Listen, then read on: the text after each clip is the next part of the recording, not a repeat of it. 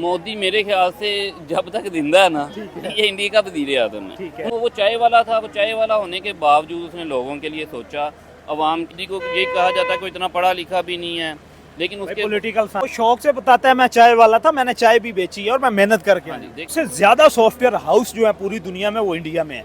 सबसे ज्यादा इंटर्नी जो ट्रेन किए जाते हैं आईटी में वो इंडिया में किए जाते हैं। उनका एजुकेशन के ऊपर गरीब एजुकेशन सिस्टम बहुत ज्यादा। हाँ, वो कुछ स्टेट्स उनकी ऐसी हैं जहाँ पे 100% लिटरेसी। एजुकेशन। हमारे इधर अभी तक ये इलेक्शन ही नहीं सही करवा पाते थे। हमारे पास खान सैमसंग की मैन्युफैक्चरिंग यहाँ पे लेके आया था, सैमसंग मोबाइल की, वो भी इन्होंने आगे बंद करवा इंडिया को बड़ा स्ट्रॉन्ग किया। और अब ये जो टेस्ला वाली मूव हुई है ना, ये मैं कहता हूँ वन ऑफ द बेस्ट है इंडिया के। आगे जो है मईशत की जंग है, इकोनॉमिक वॉर है। हाँ, तो वो उसको उसके ऊपर वर्किंग कर रहा है। Hello friends, this is Rana साहब और वाचिंग राना साहब रिएक्शन। भाई वो दिन जिसका इंतजार था वो आ गया। इंडिया के लिए बहुत बड़ी खबर कि टेस्ला ने अपना पहला शोरूम जो है एशिया में वो जो ओपन किया है वो किया है जी इंडिया के अंदर। लेकिन इंडिया में जो गाड़ी बेची जा रही है वो तो no doubt made in China है, लेकिन इस ब्रांड का इंडिया में आना था कि इसकी धूमें पूरी दुनिया में मच गई हैं। और ये कोशिश इंडिया 2008 से कर रहा था।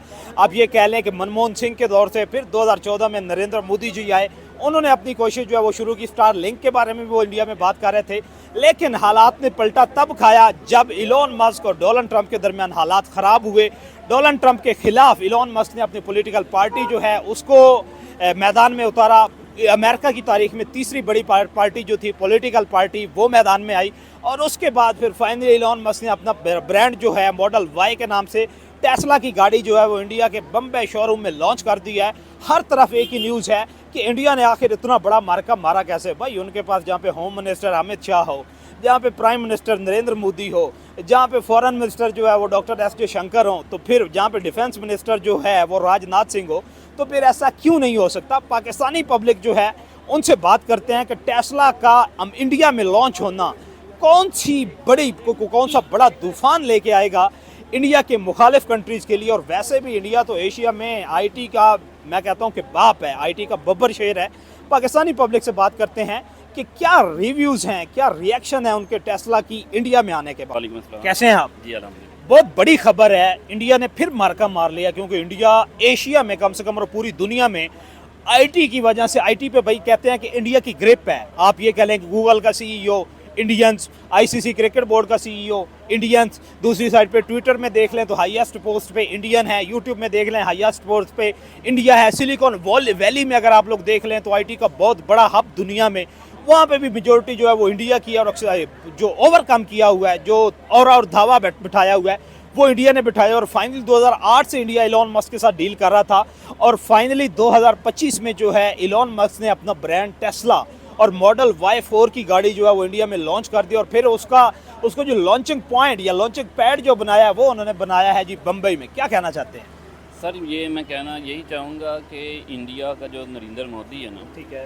ये जब से आया है इसने इंडिया के मईशत के ऊपर बहुत ज़्यादा काम किया ठीक है। अगर आप देखें, हमारी उससे लाख मुखालफत है, लेकिन अपनी आवाम के लिए उसने बहुत ज़्यादा कुछ किया। एज अ पॉलिटिशियन, एक अच्छा पॉलिटिशियन, पॉलिटिकल फिगर के तौर पे देखें तो वो आउटस्टैंडिंग है। उसकी पॉलिटिकल स्ट्रगल देखें वो आउटस्टैंडिंग है।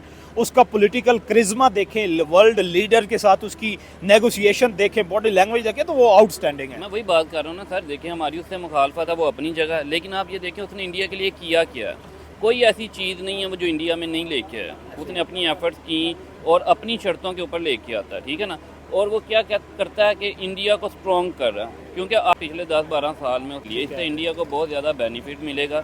उसकी वजह ये है कि इंडिया जो है ना, शुरू से ही उसने अपनी आवाम को एजुकेशन के ऊपर बहुत ज़्यादा जोर दिया। अगर आप कह रहे हैं ना आईटी में वो डोमिनेट कर रही हैं, आगे जा रही हैं, वो इसी वजह से है ना, रेशो है, ठीक है ना। कर्नाटक में है, यूपी में है, गुजरात में है, साउथ इंडिया के काफ़ी ऐसी स्टेट्स हैं जहाँ पे 100% उनकी ना एजुकेशन रेशो है। तो जब एजुकेशन के ऊपर इतना अच्छा उनका ग्रिप होगी तो वही लोग कामयाब होंगे ना। हम आज तक किसी चीज़ से नहीं निकल पा रहे कि वो सब।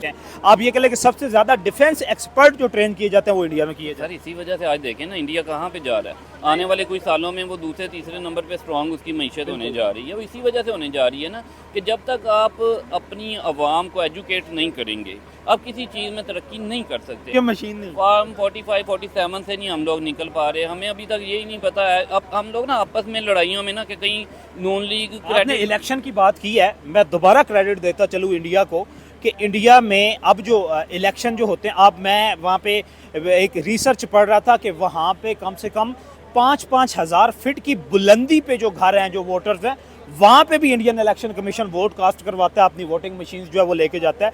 और आज तक वहाँ पे किसी भी इलेक्शन को कंट्रोवर्शियल जो है वो नहीं, जो हारता है वो हार तस्लीम करता है, जो जीतता है वो पावर में आता है। हर बंदे को पता होता है कि इलेक्शन फ्री एंड फेयर हुए। मुल्क के खुदादाद में अभी तक कोई भी इलेक्शन फ्री एंड फेयर नहीं हुआ। सर कामयाबी भी इसी में है ना, जब आपके साथ आवाम का एतमाद होता है ना, जब आपके इलेक्शन फ्री एंड फेयर होंगे, जब आवाम को ट्रस्ट होगा कि हमने जिसे चुना है वही हुकूमत कर रहा है, फिर कामयाबी मिलती है। फिर अब आवाम ना गवर्नमेंट के साथ खड़ी होती है, फिर गवर्नमेंट को अपने डिसीजन लेने में आसानी होती है। इंडिया में क्या है, उनका इलेक्शन फेयर है, कोई उस पर क्वेश्चन रेज नहीं करता। हमारे यहाँ पे क्या है, हम आज तक हमें यही नहीं पता चलता, हर इलेक्शन में यही पता चलता है कि वो उसकी 14 सीटें थी, वो उसको वज़ीर-ए-आज़म बना दिया, उसका ये था। अब देखें इसमें कितनी सच्चाई है कितनी नहीं, उसकी बहस में हमें जाने की ज़रूरत नहीं। इदारे जानते आप देखें आजकल क्या दुनिया चल रही है, हर जगह पे ईवीएम के साथ वोटिंग हो रही है, तो क्या आप इतना काम नहीं कर सकते? कम अज़ कम ये लोगों की ज़ुबानें बंद कर दें। कम अज़ कम जो बंदा अवाम चुने वो आए, अपने 5 साल में उसे भी पता हो कि मुझे अवाम ने चुना है, मैं आगे डिलीवर करूंगा तो मैं दोबारा आऊँगा, वो फिर आपको डिलीवर करेगा, वो कुछ करेगा पाकिस्तान के लिए। जब उन्हें पता है कि हमने कुछ भी नहीं करना, लूटना है, खाना है, मुल्क को लेके जहाँ मर्जी बर्बाद कर दें, दोबारा हमें फिर किसी ना किसी ने बिठा देना, तो फिर रिजल्ट यही निकलेंगे। उसके बरअक्स अगर आप इंडिया में देखें तो यार ये जो भी हमारे हमसाए हैं, हमारे लिए खुशी की बात है, चलें कोई बात नहीं, हमें नहीं तरक्की मिल रही है, हमारा हमसाया कर रहा है तरक्की ना, लेकिन वो मेहनत कर रहे हैं, वो उसका उन्हें रिजल्ट मिल रहा है। हम लोग नहीं कर रहे, हम लोगों के मुंह देखते रहते हैं कि कहाँ से इमदाद आएगी, कहाँ से कोई हमें कोई ऐसा पैसा मिलेगा, वो भी अवाम पे नहीं लगाएंगे, वो हम खा जाएंगे अपने खजाने। IMF को भी खैराबाद कह दी गई इंडिया। सर यही देखें ना, अब पाकिस्तान के आप हालात देख लेना, किसी की शक्ल पे 12 बजे हैं, हर बंदा परेशान है, नजर ही नहीं आ रहा आगे आने वाले कुछ सालों में क्या होना है। लोगों को ये नहीं, लोगों ये देखें ट्रम्प टावर वहाँ पे बन रहा है, तो यार आप ये देखें ना, इसका फायदा मोदी को तो नहीं होना, गवर्नमेंट को, आवाम को, पब्लिक, कॉमन पब्लिक। तो कम अज़ कम पाकिस्तान की आवाम को, जो हुक्मरान है उनको भी ये चाहिए कि बड़ा आपने लूट लिया, इतना पैसा आपने अब कहाँ पे लेके जाना है। अब थोड़ा सा पाकिस्तान की आवाम के लिए भी सोचें, चले अपने पास से नहीं लगा सकते, कोई इस तरह की किसी कंपनी को लेके आए, किसी का तमाद हासिल करें, फॉरेन इन्वेस्टमेंट, यानी कि कोई फॉरेन इन्वेस्टमेंट। अब देखें इमरान, तो हम लोग आपस की लड़ाई में ही नहीं ना, ये नहीं चाहते कि इमरान खान की वजह से तरक्की होगी तो वो क्रेडिट इमरान खान ले जाएगा, वो नून लीग की वजह से तरक्की होगी। हम लोग ना इस चीज़ों में अभी तक फंसे हुए हैं, क्रेडिट के चक्करों में। हमें ये सोचना चाहिए कि यार इन चीज़ों से बाहर निकल जाएं, सारे इकट्ठे हों, इस टाइम नहीं टाइम लड़ने का, कोई अपने अवाम के बारे में सोचें। जैसे वो देखें मोदी और पाकिस्तान, अगर देखें मोदी इसमें मास्टर है उसका, पब्लिक रिप्रेजेंटेटिव को सिर्फ पॉलिटिक्स आनी चाहिए पढ़ने लिखने के लिए। हमारे यहाँ तो सवाल ये है कि जिसको अंग्रेजी नहीं आती उसको अंग्रेजी तो नहीं आती, आती भी है, अगर नहीं भी आती, दूसरी बात यह है कि वो हिंदी को प्रेजेंट करता है पूरी दुनिया में, वो जहाँ पे जाके बात करता है वो हिंदी में करता है। तो कहता है ट्रांसलेटर रखो, जो मैं कह रहा हूँ वो खुद सुनो, समझो, खुद समझो, मैं आपको यहाँ पे समझाने नहीं आया, मैं अपना पॉइंट ऑफ व्यू देने आया। तो सर इज्जत ये भी इसी में होती है ना, कि जब आप अपने मुल्क के कल्चर को कहीं जहाँ पे रिप्रेजेंट करेंगे, आपकी इज्जत तब होती है जब आप गोरों को देख के गोरों के जैसे बनने की कोशिश करेंगे, तो वो आपकी इज्जत नहीं करेंगे, क्योंकि वो उन्हें भी पता चल जाता है ये बनावटी बंदा, ये हमें कुछ करने के लिए सारा कुछ कर रहा है, लेकिन इसकी हकीकत कुछ हो रहा है। जब तक आप जो खुद हैं अपनी असलियत को जब तक आप नहीं सामने लेके आएंगे, आपकी इज्जत नहीं होगी। बनावटी तौर पे आप कितनी देर लोगों को बेवकूफ़ बना सकते हैं, वो नहीं चीज़ें, ये चीज़ें मैटर नहीं करती। आप जो हैं वही आपने रहना है। ड्रेसिंग करने से, कच्ची पक्की इंग्लिश बोलने से आपकी वो क्लास नहीं बढ़ जानी, आपकी क्लास बढ़ती है कि आपने लोगों के लिए क्या किया। ठीक है ना, कल को जब नरेंद्र मोदी अवाम में से जाएगा ना, तो वो अवाम कम अज़ कम ये कहेगी कि इसका जो भी बाकी बैकग्राउंड था, जो भी उसके ऊपर टैग लगे, लेकिन उसने अवाम के लिए डिलीवर किया, अवाम को कुछ दिया। उनकी ना वो किसी से छुपी बात नहीं है ना, वो उसे उसके ऊपर वो नहीं है, उसे पता, शर्मिंदगी नहीं, उसे नहीं है। देखें वो मेहनत करके आया, जैसे भी आया, लेकिन उसने अवाम के लिए डिलीवर किया, अवाम को मजबूत कर रहा है। और यही हर मुल्क की अवाम चाहती है कि हमारा, उसकी जो भी बैकग्राउंड हो, वो हमारे लिए क्या कर रहा है। लेकिन अब वज़ीर-ए-आज़म आया, हमें ये तो नहीं कि वो बहुत ज़्यादा पढ़ा लिखा बड़े रईस ख़ानदान से, उससे हमारा कोई फ़ायदा नहीं। हमने ये देखना उसने अवाम के लिए किया, तो उससे पता चलता है ना। उसकी वो चाय बेचता था, वो ठीक अपनी जगह बेचता था, लेकिन अब देखें उसने कई चाय वालों को इंडिया में क्या बना दिया। तो असल चीज़ ये होती है। अब हमारे ये देखें ना, ये माशाल्लाह, ये क्या इनके शरीफ फैमिली के, ये मुझे इनके